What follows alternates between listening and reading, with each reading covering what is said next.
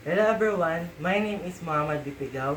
Today, I will show you how to disassemble and assemble system unit. So, ito yung system unit na i-assemble and disassemble ko.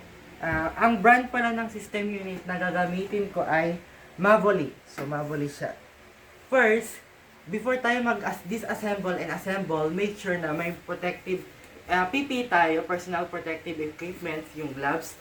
Second, kailangan natin ng screwdriver. And third, mga brush kasi baka maalikabok.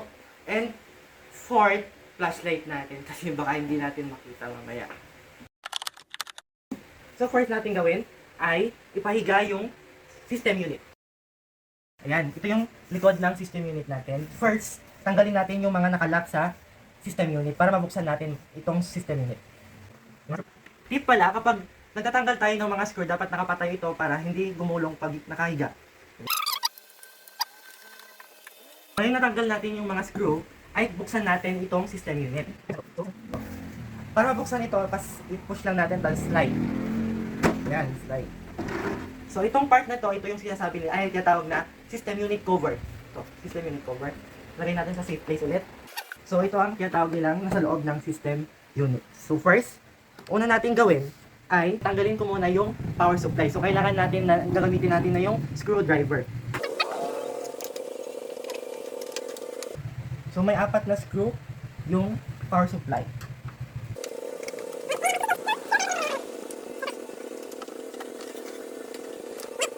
Ngayon natanggal ko na lahat ng screw sa power supply. Ngayon ay tanggalin lahat ng mga wiring sa nakakonect sa motherboard, power supply, SSD, and hard disk drives. Ito na. Ito. Ay, natin flashlight. Ayan. Tanggalin natin yung USB port. Ayan, kita natin sa loob. And yung mga sa switch. Ayan. Ngayon, tanggalin ko naman yung mga nakakonect sa SSD and hard disk drive. Ito. So, dahan-dahan lang pala kasi sensitive ang mga parts ng system units. Ayan. So, ito yung tinatawag nilang hard disk drive. Tanggalin ko na din. So, ito yung tinatawag nilang SATA cable. Ito yung tinatawag din nilang 24 pins. So, para mahugot to, may lock siya dito sa loob. Dito, oh. Ayan. Tanggalin ko na. Kailangan ng strength talaga para magtanggal.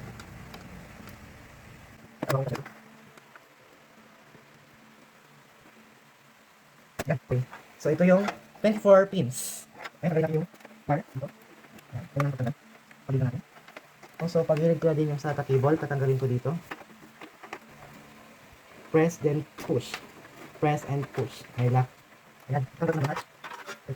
Then itong CD wire. Ayan, tanggal na. Ang next natin gawin, dahil natanggal na natin lahat ng mga wires, ngayon, tatanggalin ko na din yung SSD and hard disk drive. So, nandito din siya. Limit natin ng screwdriver. So, nakata screw yung SSD.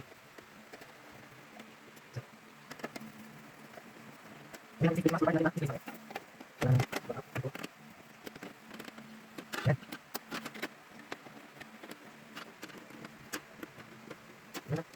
Ngayon, natanggal ko na lahat ng mga screws. Ngayon, papakita ko na kung ano ang itsura ng SSD drive. So, sensitive to. Dapat naka-gloves tayo para mahawakan to kasi baka masira. So, ito yung tinatawag nilang SSD drive. So, ito. Ngayon, ipunta natin to sa safe place. Ngayon, ito ay hard disk drive. So, may 2 screws yan. So, tatanggalin ko na. Yan, pwede. So, yan. So, ito yung mas sensitive na pang-store ng storage kasi mabigat din siya. So, ingat kasi kapag nabitawan natin to or naalog, baka masira. So, be safe sa paghawak. Be careful. Ngayon, ayan. Ngayon, natanggal ko na lahat ng mga wirings na nakakonect sa motherboard, power supply, SSD, and hard disk drive. Ngayon, tatanggalin ko na yung motherboard. So, kailangan ulit natin ng screws para matanggal yon. So, flashlightan ko. So, ito yung tinatawag nilang motherboard. So, tatanggalin ko na.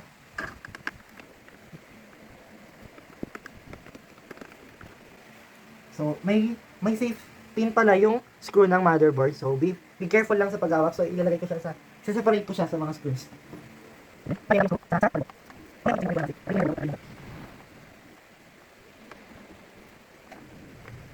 Kuha ko ng isang screwdriver kasi maliit to. Mas malaki to. Ayan, nabuksan na. Then,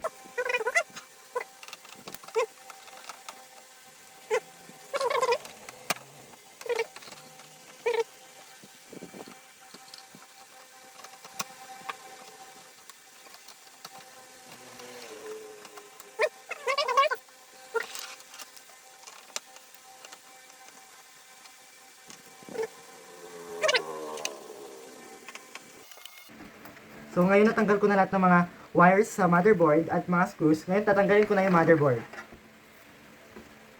So, ito ko na kasi, mga wires. Ito yung wires.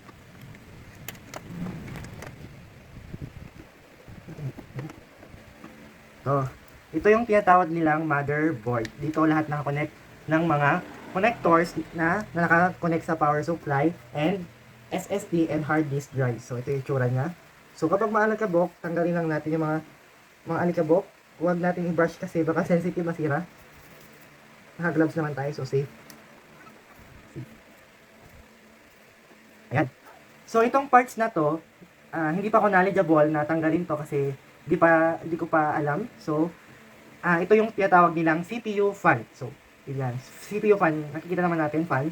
And, sa loob ng CPU fan ay nandito yung central processing unit o tinatawag nilang brain of the computer. So, ayan, yung tinatawag nila. So, dito sa parting banda na tong port na to, dito nilalagay yung audio ports, which is yung connector niya nakakonect sa labas ng system unit. So, ginagamit yan for the headset also. Next, dito sa part na dito, ang port, ay nilalagay yung USB port. So, alam naman natin kapag USB, so, alam yung parang L-shape or the ganito, USB port. Ayan, tinatawag nilang USB port. Ito. Para dito yung sa motherboard. Next one is yung mga switch buttons. So, dito nandito yung mga power LED, power switch, reset switch. So, ayan, tinatawag nilang motherboard. Tinatawag ko lang dito. So, kaya tinatanggal ko yung power supply, pero hindi pa na matanggal kasi puti-putikot siya, nakapaloob siya na snake. So, andito siya, oh. Nakaputi-puti-put siya, nakaloob siya, napaloob. Ayan. So, ayan. Power supply to. So, ito pala yung random access memory. So may 4 na paglagyanan ng random access memory. So, paano tanggalin to is slide. Ayan, tanggalin lang natin na ganyan. Then, dito sa isa. So, ayun. Ayan, natanggal na pala. So, lagay natin dyan. Slide ulit, tapos tubot. Ayan. Yan sa dito. Yan tubot. Ayan. So, ito yung tinatawag nilang RAM or Random Access Memories. So, ayan, tinatawag nilang motherboard. Silagay ko lang dito. Ngayon, naipakita ko na ngayon kung paano mag-disassemble ng system units. So, ang next natin gawin ay mag-assemble na ng system units. So, ayan. Una nating ilagay ay ang SSD drive. So, ito yung mukha ng SSD drive. Ang SSD drive ay, ang use nito ay yung flash memory. Dito na mas mabilis ma-read yung mga naka-store na active files or mga save nating mga files. Dito yung mas mabilis ma-read. So, ito ang use. Ilagay ko naman na yung hard disk drive. So, ito yung tinatawag nilang hard disk drive, guys. Kuha lang siya, pahiga na vertical. So, ganyan. Hindi natin siyang itutok. Dito. Then, slide. Ay, wait lang pala. So, yung hard disk drive, parehas lang siya ng SSD drive na flash memory. Pero, yung hard disk drive kasi, mabagal siyang mag-read. Hard disk drive kasi, mabagal siyang mag-read ng mga data. So, yun lang yung pinagkaiba ng SSD drive at hard disk drive. So, ito yung hard disk drive.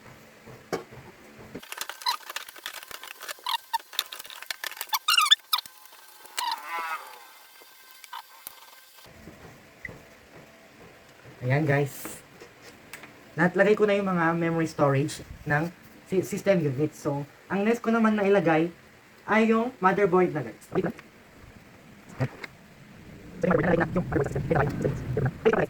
Paano natin ibalik yung random access memory ay ganito lang. So, ito, nakikita natin yung brown dito. Ito yung button ng paglagay ng bahay ng RAM. So, ilagay natin dito, slide dyan, bang, and push. Ayun, narinig nyo guys. Kapag nag-lock na ng ganon, kapag nag-lock at may sound na nag-tick, sabi niya, yun na yung lock ng RAM. So, nalagay na natin. So, next, ito ulit, ilagay natin RAM. Then, push. And guys, nag-lock na yung bahay ng RAM. So, yan, push na siyang kanan mo. Next ito, last one na RAM. Yan. Paglagay ng RAM. Ngayon, ilagay ko na yung motherboard sa bahay ng system units. So, be careful lang. So, push na. Then,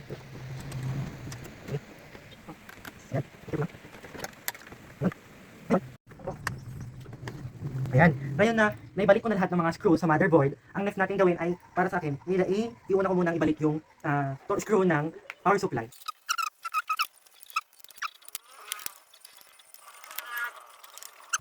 Yung power supply guys, ito yung nagbibigay ng function sa mga motherboard, SSD, and hard disk drives. So, siya yung nagsisilbing electricity ng system unit. So, yung very important itong power supply na to. Ngayon, ang next kong gagawin ay i-connect ko yung mga connector ng power supply sa hard disk drive and SSD drive. So, ganito lang siya guys. Connect ko lang muna sa ito. Ito. Connect ko muna dito sa SSD drive. Ayan. Then, connect ko yung last part sa hard disk drive. Dito. Ayan guys. Ngayon, connect ko na lahat ng connector sa power supply, SSD drive, and hard disk drive. Ngayon, ang next kong gawin ay ito yung tinatawag nilang SATA cable. Ngayon, ibabalik ko na siya sa hard disk port ng SATA cable at sa port ng motherboard sa SATA cable. Ito siya guys. Ito. Ayan. Ito. Push and pull. Ayan guys. Ang blue. Ito sa port ng SATA and port ng hard disk. Ito. Isang SATA cable ng SSD drive. So, dito wait lang muna. I-connect ko na muna dito. Ayan. Next, i-connect ko siya sa katabi ng port na linagay ko kanina sa port ng hard disk drive dito. Ikot ko lang konti. Then, push and ayan. Nalagay ko na dito itong dalawa, 1 and 2, and dito sa isa, 1 and 2. Ngayon, ang next ko namang i-connect ay yung power supply nito. Ito ang tinatawag nilang connector ng power supply sa motherboard. So, yan siya. Or ito yung tinatawag nilang 8 pins. Lagay ko lang. Ayan. Nalagay ko na yung connector nito. Ito na. Ngayon, in-next ko naman ilagay ay yung CPU wire fan. Ito yung tinatawag nyo. I-connect ko lang siya dito. Dito. Nakita nyo? Ayan, dito. Diyan, connect ko lang siya. So, may 4 punta siya. Ayan. Ang next ko naman ilagay ay yung tinatawag nilang 24 pins. Ito yung 24 pins. Bakit 24 pins? Kasi 24 wire ito. So, 24 pins. Dito, nakakonect siya sa power supply at i-connect siya sa motherboard. Sa port niya. Sa port ng 24 pins. So, dito siya. Ayan. So, ayan. Ako na mag-on. Ayan. Ngayon ko naman ay yung USB 3 port. So, ito yung USB 3 port niya. I-connect ko lang siya sa katabi ng 24 pins. Ayan. Ngayon, in-next ko naman ay yung mga USB port, audio port, and yung mga reset switch button. So, ito yung mga yun. Ito ang tinatawag nilang audio port. So, dyan. Ito yung nagsisilbing sound ng system unit. So, dapat naka-connect siya. Ito, dito. Sa gilid. Dito, ayun. Dyan. Ayan. Ang next ko naman ilagay at ibalik ay itong USB port. Ito yung nagsisilbing mga connector ng mga flash drive or yung mga gusto natin i-connect sa system unit natin na pang USB. So, ilalagay ko lang siya dito. Dito.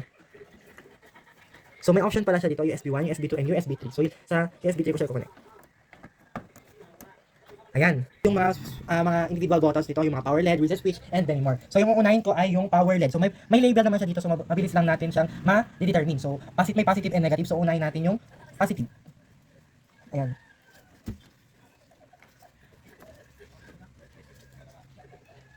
Paparap ko lang yan. Ayan. Ito pa lang ako.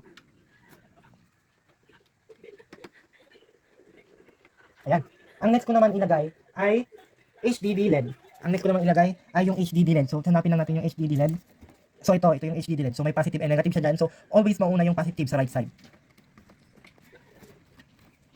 Sa likod, by the way, ilalagay ko sa likod ng power LED. Ayan. Ayan, nalagay ko na lahat yung power LED and HDD LED. Ngayon naman, focus tayo sa switch button. So, yung power button. So, tingnan natin yung power button. power button. Ayan. Yung power button ay nasa harap siya at katabi siya ng power leg. So, ulit yung power leg. And yung muli ay yung reset switch button. So, ito, reset switch button. So, yung reset switch button, papakita ko mamaya kung nasaan yung reset switch button. And yung mga excess wire, ipagilid lang natin sa loob para hindi makalat yung tignan yung motherboard din. Ang next kong gagawin ay ibalik yung cover ng system unit. So, ito. Yung tinatawag nilang cover. So, i-slide ko lang sa paganto, guys. Ayan, then slide. Then, ibalik ko lahat ng mga tornil or screws ng cover para hindi siya matanggal. So, patay lang natin. Then, ito. Kaya na natin ng kamay, hindi na kailangan ng screws.